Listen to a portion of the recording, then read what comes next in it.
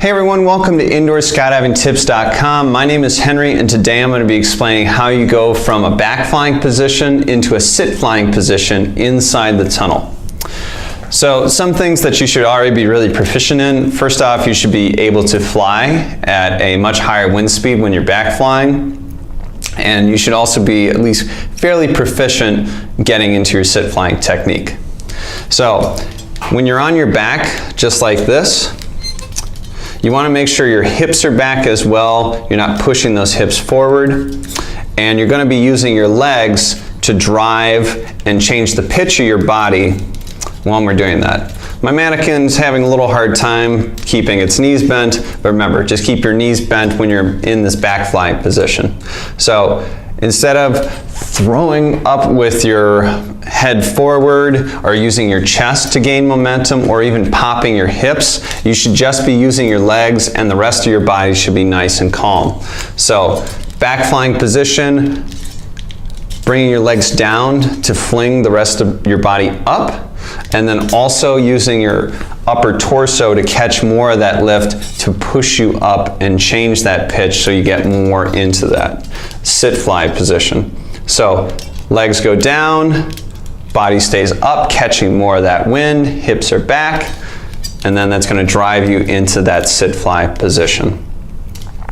So some big problems, as I already kind of mentioned, people kind of use their arms or they fling their chest or they even push with their hips to try to generate that lift and go into that sit fly position. But of course, when you're flying at high enough wind speeds to get into sit flying, it's not really good to pop your hips or flatten it out because that's going to send you in any sort of direction. So make sure to keep your hips back, just using your feet to fling your body up, keeping that arms and nice chest as you're going up into that sit fly position. You want to create that proud chest and get your arms out and legs extended. So some of the big problems that I see people when they're trying to learn this technique is that they pop their hips up and they don't keep their hips back.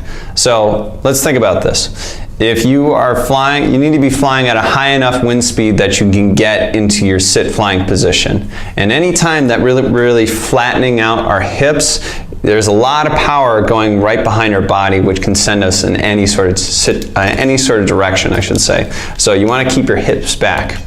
Also, another big problem is that people don't get vertical enough to get into that sit fly position. They'll in fact kind of roll about 45, then fall back down. Try to get back up and not quite there. So really pop yourself up so you're nice and vertical so you can get into that sit fly position with your arms back, nice proud chest, and legs out.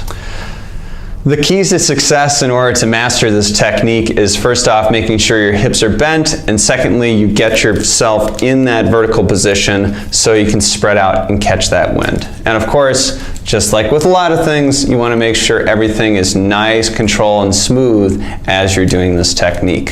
So if you like this video, you can see more at IndoorSkydivingTips.com. Follow me on Facebook and Instagram, and you can subscribe to my YouTube channel. I'll see you in the next video. Thanks.